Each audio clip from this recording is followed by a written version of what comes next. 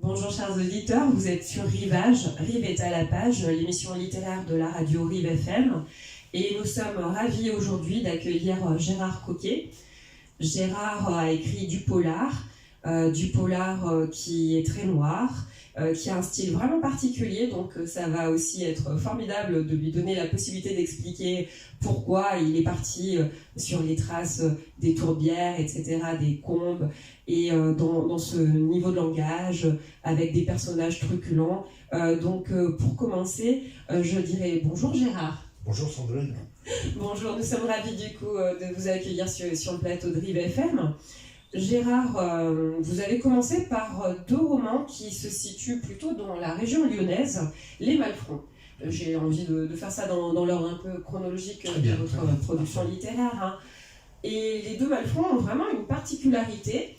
C'est un choix de narratologie assez osé. Donc j'ai envie de commencer par cette boutade. Au final, l'histoire est racontée par un chêne. Alors tout est parti d'un gland ?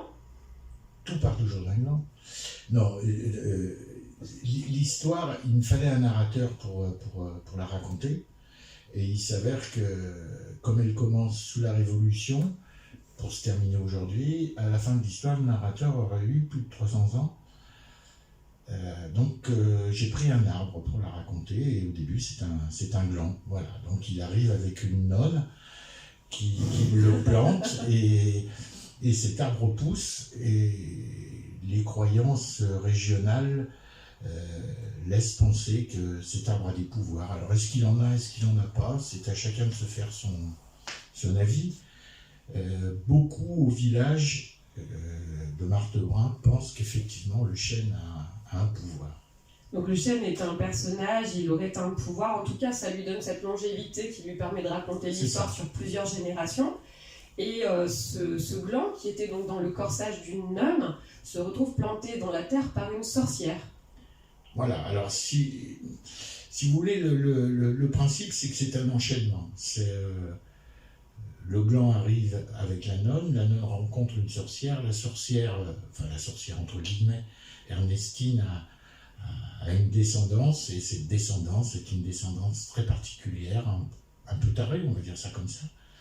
Et plutôt que de faire un roman policier où il se passe quelque chose de grave et que je cherche à savoir qui, quand, comment, pourquoi, je pars avec le problème. Donc je pars avec le problème de cette généalogie crétinisée qui remonte le temps et qui traîne avec elle une malédiction. Et cette malédiction, tout le monde devra la supporter et l'assumer. Voilà, ça c'est le premier tome. Le deuxième tome, Les Mémoires de Mathilde, ça se passe dans un village. Le village est le personnage principal. C'est-à-dire qu'on ne choisit pas d'aller à Martebrun, c'est Martebrun qui vous choisit.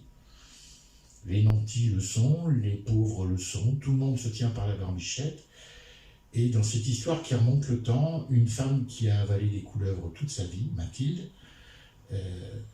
va vouloir écrire ses mémoires pour présenter la note de sa vie ratée au village. Et le microcosme va exploser. Voilà, c'est l'histoire de ces deux livres.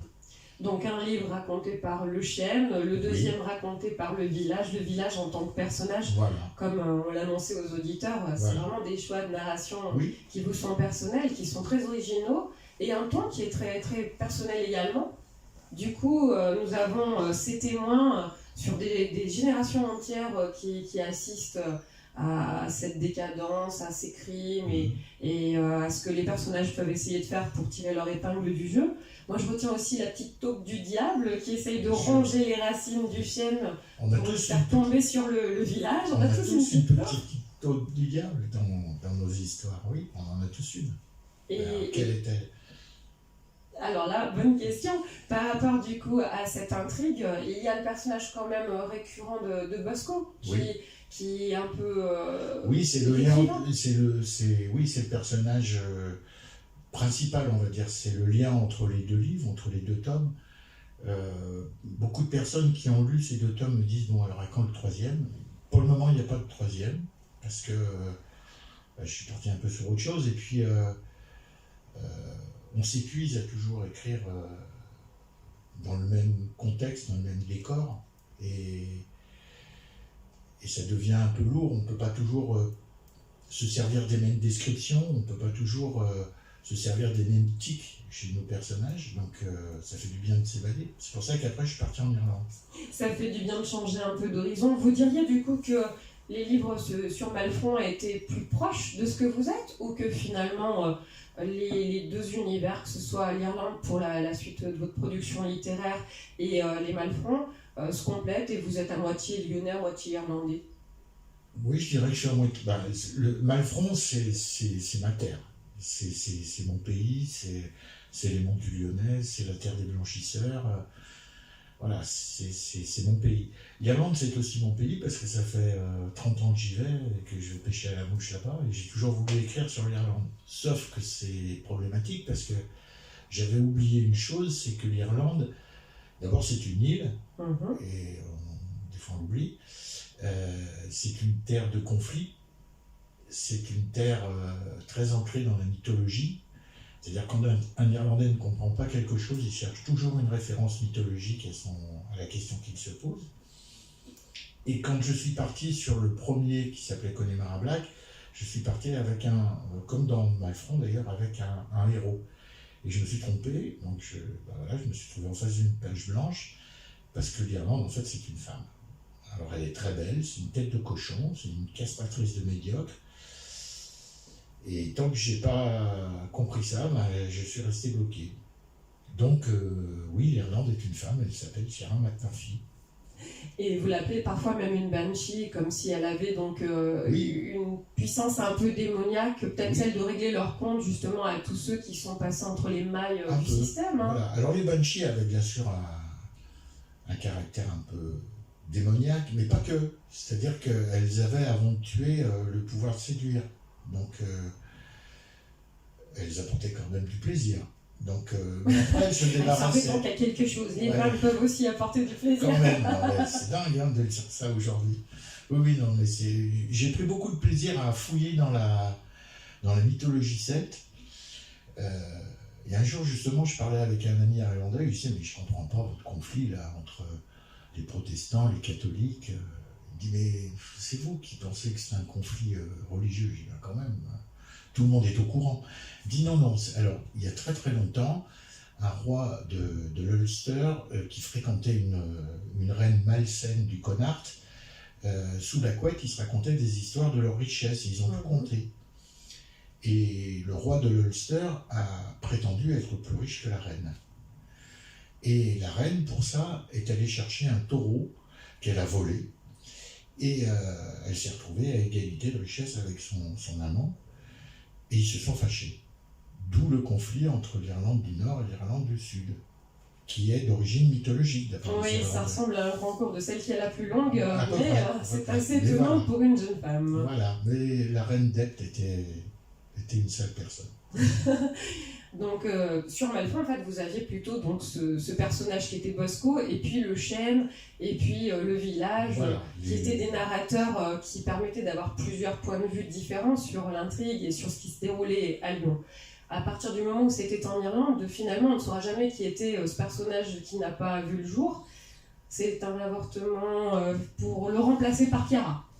Voilà, c'est ça. Donc Chiara devient votre personnage emblématique. Ça devient mon personnage emblématique. Pour toute la trilogie. Donc la trilogie est composée de 3 livres, Connemara Black, L'Aigle des Tourbières, et le 3e, le plus récent, c'est Mayfly. C'est ça.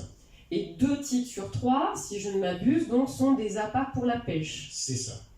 Mais également, c'est peut-être une deuxième lecture, Connemara Black, ce n'est pas seulement l'appât pour la pêche à la mouche, c'est aussi, si j'ai bien compris, le nom d'un groupuscule dans le cadre du conflit avec l'IRA. C'est plusieurs choses. D'abord, c'est une équipe de rugby, c'est le nom d'une équipe de rugby à Cliveden. C'est une mouche artificielle pour pêcher la truite. C'est ce qu'on appelle un sauve-bredouille, c'est-à-dire que quand vous ne prenez pas de poisson, vous mettez une Connemara Black et normalement ça marche. Et c'est un groupuscule irlandais qui n'était pas très efficace, mais qui a existé pendant le conflit avec l'IRA. La République d'Irlande aujourd'hui était concernée par le conflit irlandais parce que c'était la base arrière du conflit irlandais. C'est là qu'arrivaient les armes en provenance de l'ETA, de toutes les mouvances de l'époque. Et c'est là que venaient se ressourcer les combattants de l'IRA par rapport à ceux de l'UVF, qui étaient des loyalistes anglais, on va dire ça comme ça. C'était très violent des deux côtés. La violence du conflit était des deux côtés. Il y avait bien sûr... Alors on a l'impression que c'est comme dans les films d'indiens et de cow-boys, il y a les bons et les méchants. Non, tout n'est pas si simple. C'est pas clair, c'est gris, on va dire. Il n'y a pas de noir et pas de blanc. Du côté des loyalistes, il y avait le Butcher Gang, c'est le gang des bouchers, donc ça veut bien dire ce que ça veut dire. Et la PIRA, qui était le bras armé de la résistance irlandaise, des indépendants irlandais, c'était pas des poètes non plus, hein. C'était, voilà, ils se répondaient coup pour coup. Donc tout était gris, comme le ciel que vous décrivez si bien, comme ces tourbières. C'était complexe, oui, c'est complexe. Vous savez, c'est tristoun, quand même, votre Irlande. C'est des tranches de pluie. Oui. En Irlande, la grosse différence quand je vais là-bas, ça porte le soleil. Non, c'est que... Non, j'aimerais bien porter le soleil. J'aimerais bien qu'il y ait du soleil, d'ailleurs. Non, c'est que nous, quand on vient de nos pays, on est un peu omnubilé par ce qu'on doit faire, par le temps qu'on a pour faire les choses, etc. C'est exactement l'inverse en Irlande. C'est-à-dire que c'est le temps qui décide de ce que vous faites. Et tout s'arrête quand c'est l'heure d'aller au pub. Et ils vont au pub quand même une bonne partie de la journée. Ou quand il pleut. C'est-à-dire que ce qu'il faut savoir, c'est qu'en Irlande, en février, par exemple, nous, le Météo France nous annonce des vents cataclysmiques à 80 km/h. Moi, j'ai vu des anémomètres se bloquer à 222 km/h au mois de février. Donc, c'est le temps qui décide si vous allez à la pêche ou pas. Si vous allez, quand il pleut, vous allez au pub. Mais tout le monde va au pub. La famille va au pub. La sortie d'école en Irlande se fait au pub. C'est-à-dire que les grand-mères s'installent, attendent que les gamins sortent de l'école pour venir voir. D'accord, oui, non, j'avais compris la sortie scolaire, j'ai presque eu peur. On entraînait les petits à boire de la Guinness, etc. Non, ils boivent du lait, tout le monde va au pub. D'accord. Donc, dans ce contexte-là, avec cette violence et personne finalement blanc ou noir, on a Chiara qui est quand même du coup impliquée dans ces conflits puisque son père faisait partie du groupuscule de l'IRA et qui se tourne vers la police. Vous appelez la Garda, c'est ça je le dis? La Guarda. Voilà. Et elle se tourne vers la police et ça passe quand même mal du coup vis-à-vis... L'histoire de Chiara, c'est que Chiara a perdu son père. Sa mère est morte, elle était très jeune. Elle a perdu son père qui était on va dire un élément modéré de l'IRA, et elle se retrouve prise en charge par le clan. Et le clan la considère comme un bras qui sert à faire à manger, qui sert à... Voilà. Elle est maltraitée, elle le vit très mal, elle épouse de force un type qui est un vrai abruti, qui la cogne un peu, donc elle décide de faire un bras d'honneur à son clan, et pour vraiment marquer ce bras d'honneur, elle rentre dans la police irlandaise. Donc elle va chez l'ennemi, on va dire ça comme ça. Elle s'éloigne de tout ce monde, qui ne lui plaisait pas forcément, hein, bien sûr. Et le hasard fait qu'on lui demande de retourner sur ses terres, parce que l'ancien groupe dans lequel appartenait son père recommence à faire un peu de la fumée. Voilà. Mais il y va sans vraiment comprendre pourquoi il y va. Et d'une certaine manière, elle va avoir en face d'elle... Elle va y régler des comptes aussi. Ouais, elle va avoir en face d'elle tout un tas de dominos qui vont se casser la figure. Et le premier chapitre de Connemara Black, c'est le même que le dernier. Oui, la structure est très particulière de toute façon. Et puis il y a ce choix, choix aussi de prendre le dernier mot du chapitre pour en faire son titre, comme si chaque morceau était des maillons d'une chaîne. Oui. Ça faisait un tout. Et les 3 livres d'ailleurs sont une continuité. Je fais toujours ça, oui. Je fais dans le prochain qui arrive. Ne fais rien comme tout le monde. Non, mais je commence par la fin. Je commence par la fin. Je mets en tête de chapitre la dernière phrase du chapitre. Voilà. Donc il faut avoir fini le chapitre. Je suis pas le seul à le faire. Il y a Yann Manouk qui fait pareil. Manouk qui signe aussi donc, une petite phrase bien sympathique sur la dernière couverture donc, que vous connaissez et qui est très encourageant en disant que c'est très lumineux tout en étant très noir. Voilà. C'est joli ce contraste. C'est gentil. C'est très gentil, très gentil. Mais c'est vrai que du coup elle y règle des comptes et puis petit à petit dans les 2 tomes suivants, l'histoire prend même encore plus d'envergure, puisqu'on comprend que en Irlande, il n'y a pas que l'IRA, il y a aussi finalement des exfiltrés, des personnes qui se réfugient pour fuir des conflits qui, eux, ont lieu dans les Balkans. Voilà, alors ce qu'il faut bien comprendre, c'est que l'Irlande garde une caractéristique, c'est que pendant alors je vais peut-être remonter un peu loin, mais ça explique certaines choses. Pendant la Seconde Guerre mondiale, l'Irlande était neutre, c'est-à-dire qu'elle ne participait pas au conflit. Et les Allemands ont pensé se servir de l'Irlande pour envahir l'Angleterre autrement que par les airs. Et ils avaient monté une opération qui s'appelait l'opération Arthur, qui a capoté parce que ils étaient occupés aussi à Stalingrad à prendre une volée, donc ils avaient d'autres chats à fouetter que d'envahir l'Angleterre comme ça. Par contre, ils avaient établi des contacts. Et ces contacts ont permis à certains dignitaires nazis de pouvoir quitter l'Europe pour aller en Amérique du Sud notamment. Donc les Irlandais ils étaient neutres certes, mais voilà, ils se sont servis un petit peu de tout le monde. Et quand le conflit irlandais est arrivé, ils se sont servis de ces anciennes connaissances, on va dire, pour s'approvisionner en armes. Alors ça venait de partout, hein. Ça venait de l'ETA, ça venait des Brigades Rouges, ils en vendaient aussi, voilà.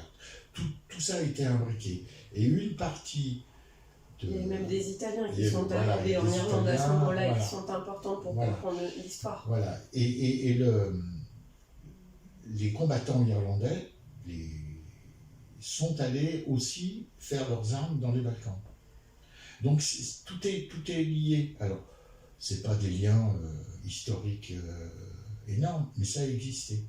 Par exemple, dans les Balkans, il y a eu jusqu'à 300 ou 400 combattants qui étaient des combattants irlandais, indépendantistes.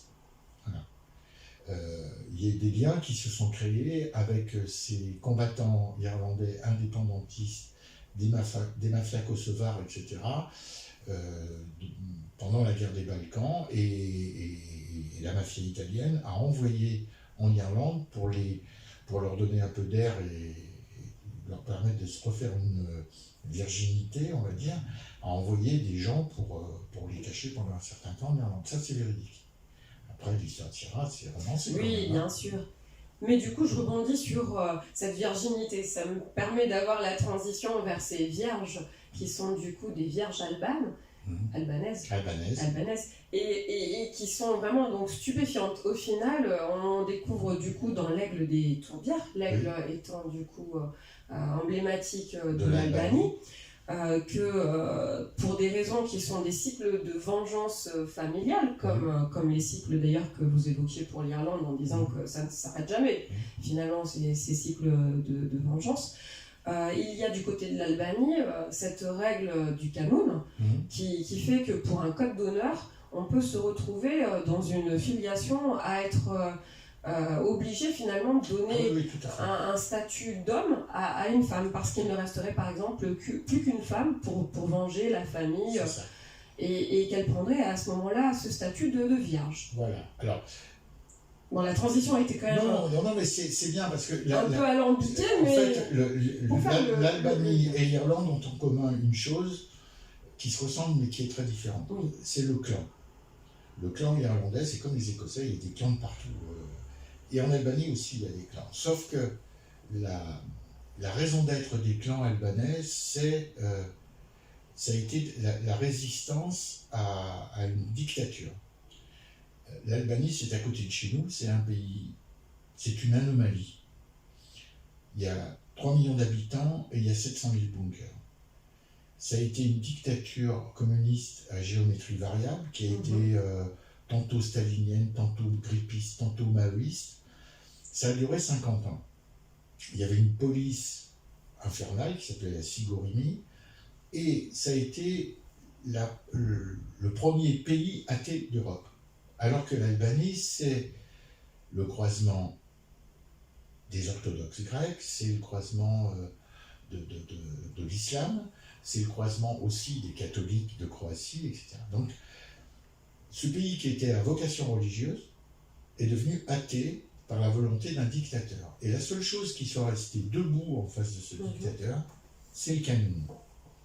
Le Qanun, des traditions finalement plus fortes que tout ce qui allait être foi. C'est un code ancestral qui remonte au XIe siècle, qui était de tradition orale, qui a été mise en place par un prêtre, on va dire, qui s'appelait Lekki et qui règle tout ce qui se passe dans une société. C'est-à-dire comment vous vous mariez, quelles sont les règles à respecter quand on est une épouse.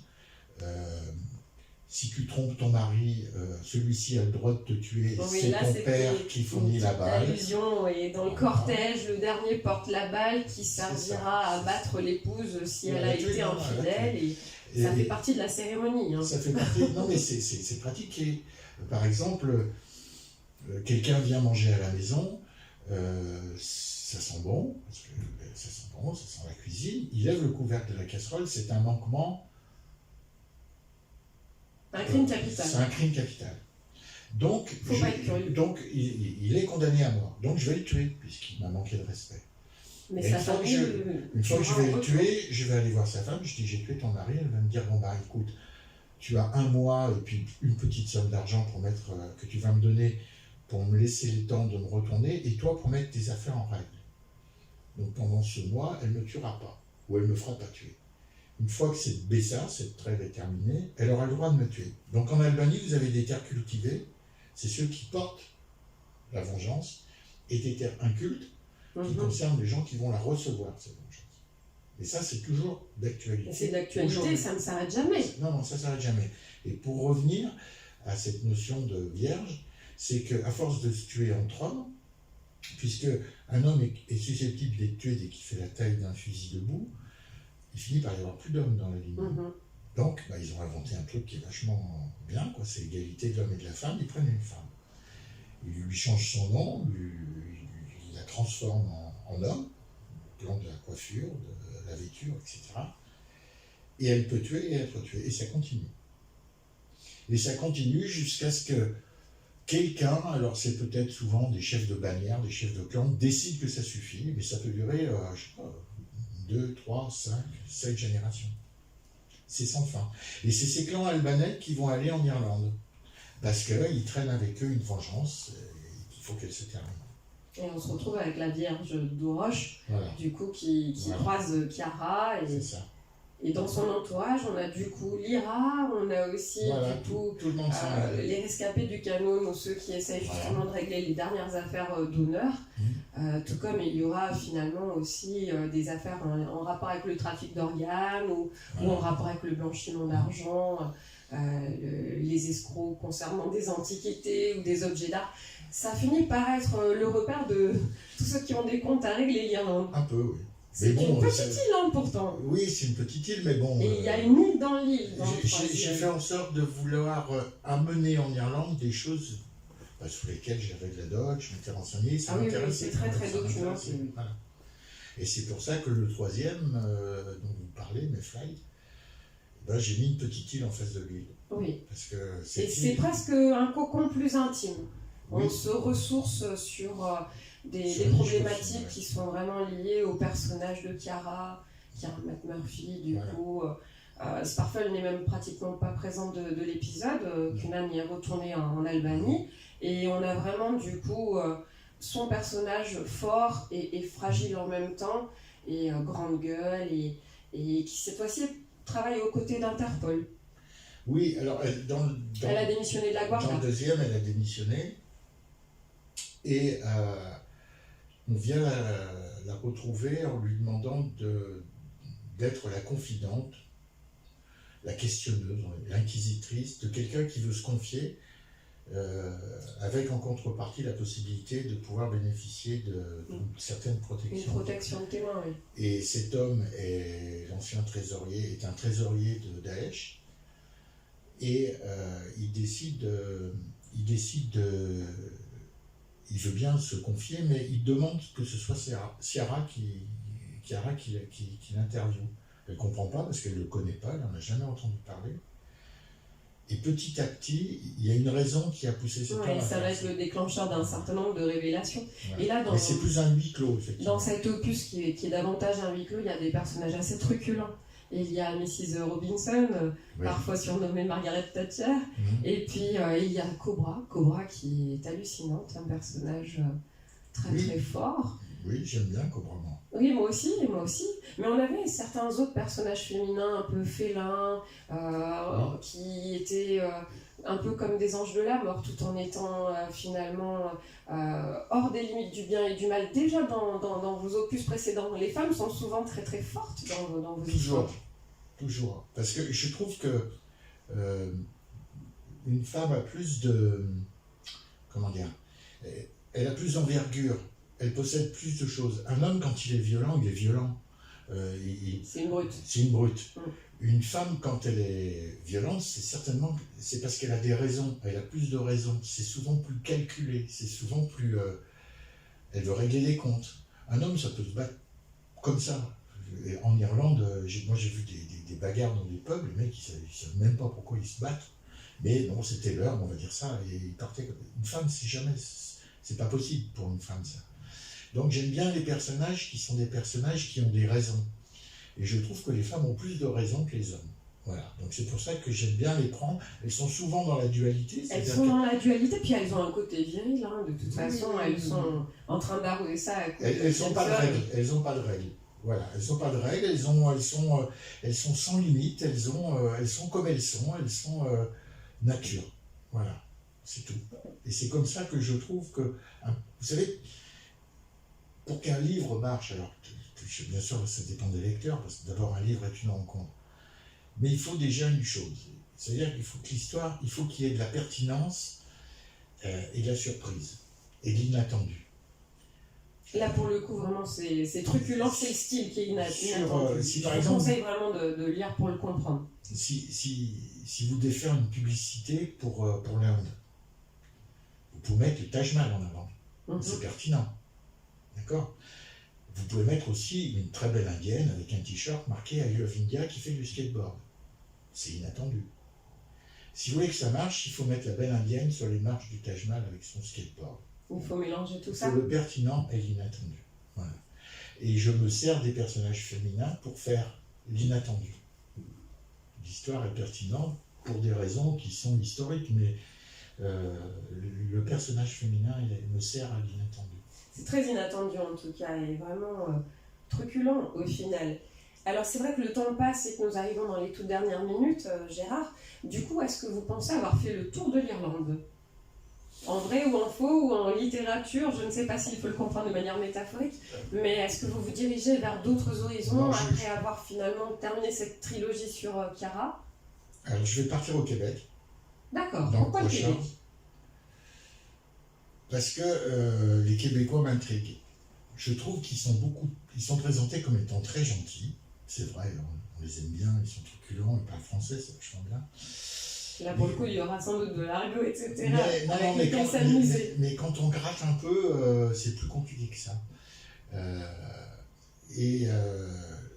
J'ai commencé le voyage pour aller au Québec, j'y suis allé l'année passée, mais pour voir.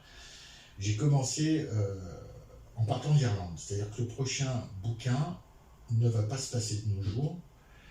L'histoire se passe en 1847, au moment de la famine irlandaise.